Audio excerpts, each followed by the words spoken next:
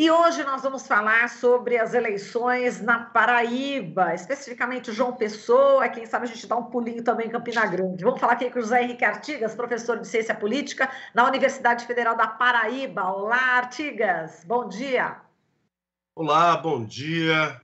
É um prazer poder colaborar com vocês. Bom, primeiro vamos falar aqui da cena política aí em João Pessoa. Traça para a gente um pouco o quadro de como está a situação aí na cena eleitoral de João Pessoa. Bom, a cena eleitoral de João Pessoa é bastante complexa por vários motivos, por conta, em parte, da conjuntura e por conta das características próprias dessa eleição.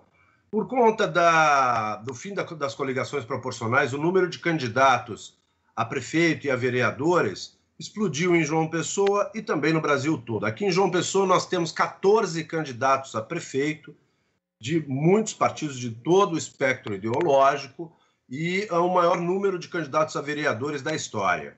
E, paralelamente, nós temos uma grande disputa entre os partidos que, no passado, foram partidos hegemônicos aqui na Paraíba, o MDB e o PSDB, e uma circunstância de crise muito profunda no partido que tornou-se, a partir dos anos 2000, o partido hegemônico na Paraíba toda e particularmente em João Pessoa, que é o PSB, do ex-governador Ricardo Coutinho. Quando eu falo que houve alguns problemas conjunturais que embolaram um pouco o jogo dessa eleição, eu me refiro mais especificamente ao fato de que Ricardo Coutinho, que já foi 2 vezes prefeito, 2 vezes governador, sempre elegeu seu sucessor, era o candidato considerado mais competitivo até algum tempo atrás. Hoje ele sofre um desgaste muito forte em função da Operação Calvário, mobilizada pela Polícia Federal, pelo Ministério Público e pela Justiça, que envolve denúncias de corrupção e se assemelhem muito às práticas características verificadas durante o transcurso da Lava Jato.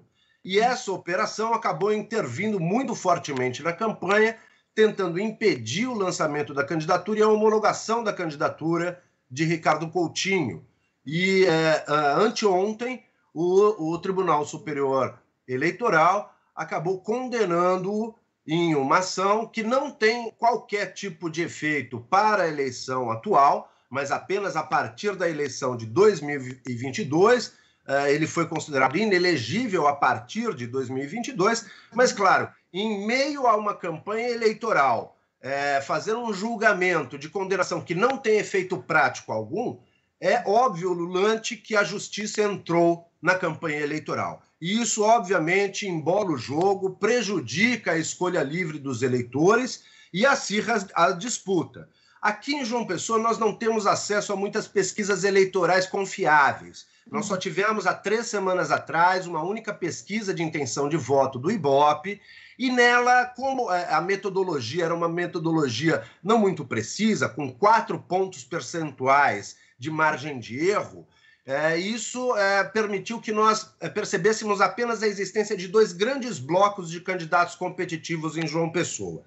Um primeiro bloco, liderado por Cícero Lucena, do PP, do Progressistas, que já foi prefeito, já foi senador, já foi ministro, tem uma larga trajetória política e histórica aqui na Paraíba, vem de uma das famílias mais tradicionais e oligárquicas do Estado, a família Lucena, que parece estar à frente, parecia estar há 3 semanas atrás, à frente das pesquisas, embora embolado com mais 3 outros candidatos. O candidato Nilvan Ferreira, um grande comunicador social que comanda programas na televisão e no rádio e que agora se lança pelo MDB, é um neófito no MDB, acabou de entrar no partido e também é um candidato bastante competitivo.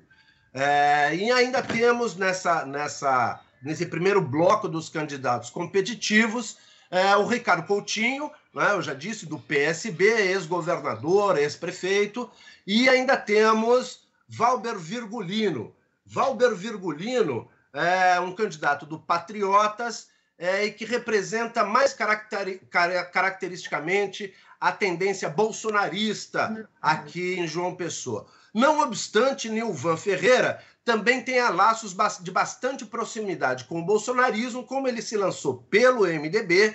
Então há uma clara associação de Valber Virgulino e nem tanto de Nilvan Ferreira ao bolsonarismo. Esses 4 são os candidatos mais competitivos, eles estão num bloco afastado dos demais candidatos e a disputa é muito acirrada, muito próxima à distância entre todos esses candidatos. Não é possível vaticinar qualquer favoritismo nessa campanha. Uma campanha muito disputada e cheia de idas e vindas, com interveniência da justiça que muda o quadro eleitoral. Enfim, nós teremos uma campanha bastante disputada em João Pessoa. Um pouco diferente do quadro de polarização entre as 2 maiores legendas do Estado, como acontecera nas 3 últimas eleições.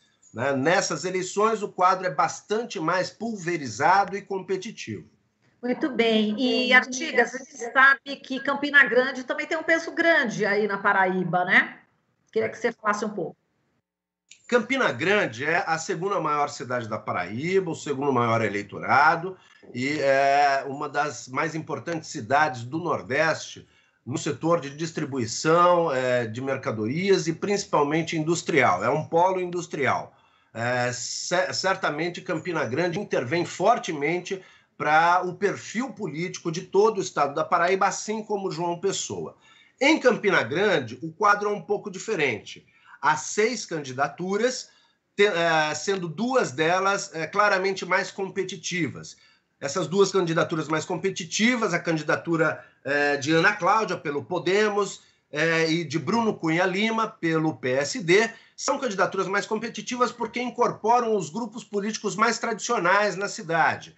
A cidade ela tem um histórico de dominação oligárquica que se distribui basicamente entre 2 famílias, a família Cunha Lima e a família do Rego. Então, a Ana Cláudia é ligada familiarmente aos Rego e o Bruno Cunha Lima aos Cunha Lima. Então, as 2 grandes oligarquias da cidade e em parte do estado estão representadas competitivamente nas eleições de Campina Grande e são, sem dúvida nenhuma, as favoritas. Essas candidaturas, elas, embora não incorporem os partidos originais dessas oligarquias, o MDB e o PSDB, vêm com uma outra roupagem, uma roupagem de novidade, embora com larguíssimos laços de aliança com as parentelas que, historicamente, há pelo menos 70 anos, dominam a cidade. Há outros candidatos, como eu disse, são 6 as candidaturas. O PCdoB se lança junto com o PT, o PSOL se lança sozinho numa candidatura com pouca competitividade, mas com alguma expressão, porque é um partido muito pequeno na cidade que vem ganhando alguma expressão. E, finalmente, Edmar Oliveira, através do Patriotas, que representa mais claramente essa tendência bolsonarista na cidade. Então, enquanto aqui em João Pessoa nós temos 4 candidaturas muito competitivas e muito acirrada essa competitividade, lá em Campina Grande são basicamente 2 candidaturas competitivas e colocando em jogo novamente, mais uma vez, as 2 maiores oligarquias do estado. Exato. Portanto, a gente percebe aí em João Pessoa ativismo judicial atuando e essas famílias aí já tradicionais da política também atuando em Campina Grande. Isso, o ativismo judicial é realmente uma coisa que a gente precisa aprofundar este tema aqui no Brasil, que está interferindo demais na política, não é não, Artigas? Com certeza. Nós tivemos há 2 semanas atrás o Congresso da Associação Brasileira de Ciência Política, que reunimos os maiores especialistas no tema para discutir a judicialização das eleições, não apenas a judicialização da política, mas a judicialização das eleições, e todos os intérpretes brasileiros da temática são unânimes em vaticinar a tese de que o Judiciário, através do TSE e dos TREs, e o Ministério Público Eleitoral, vem intervindo de forma arbitrária e sistemática nos processos eleitorais por todo o Brasil, tornando a eleição um jogo antes judicial do que um jogo de expressão da soberania popular, de forma que o Ministério Público associado, veja que coisa, deveriam ser partes distintas, nesse caso o Ministério Público associado com o Judiciário, vem promovendo e estimulando a cassação de candidaturas, impedindo que o eleitor livremente faça suas escolhas, vem interrompendo candidaturas durante o transcurso do jogo e, como vocês já devem ter acompanhado nos últimos anos, há milhares de ações que acabaram por anular as eleições e, eventualmente, cassar os candidatos mais sufragados e eleitos pelo povo. Isso faz com que o Judiciário e o Ministério Público passem a ter um protagonismo político-eleitoral determinante. É um perigo para a democracia, uma vez que as normas que regulam o Ministério Público Eleitoral não são normas egressas do Congresso Nacional, mas são normas originadas das próprias normativas internas do órgão, que amplia a capacidade de ação e as atribuições do Ministério Público Eleitoral de forma praticamente sem controle. As últimas pesquisas divulgadas no campo da ciência política deixam claro também que tanto o Ministério Público quanto o Judiciário, através dos seus órgãos de controle, o Conselho Nacional de Justiça, o Conselho Nacional do Ministério Público, não executa efetivamente aquilo que nós chamamos de accountability, ou seja, mecanismos de transparência e responsabilização por eventuais abusos dos representantes dessas instituições. Bem, um poder que a todo tempo vem ampliando arbitrariamente suas responsabilidades e sua autoridade no âmbito eleitoral e que não é suscetível a mecanismos de freios e contrapesos característicos de uma política de accountability, de controle social sobre a atividade pública, torna a democracia realmente em perigo. Por quê? Porque não é mais apenas o povo, através da expressão da soberania popular, que define a condução dos negócios políticos partidários eleitorais. Agora também nós temos um outro ator relevante, importante e muitas vezes decisivo, que é o Ministério Público e a Justiça.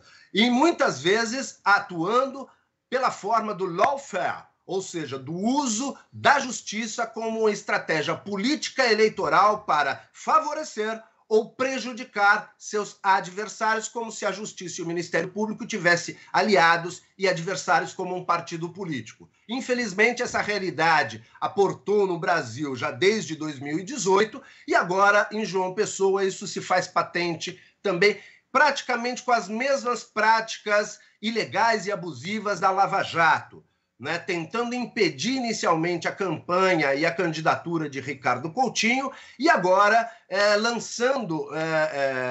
lançando decisões no meio do processo eleitoral com claríssima intenção de intervir negativamente na campanha de Ricardo Coutinho. Então, é o Judiciário fazendo campanha política, talvez ser fortes candidatos nessas eleições aqui em João Pessoa.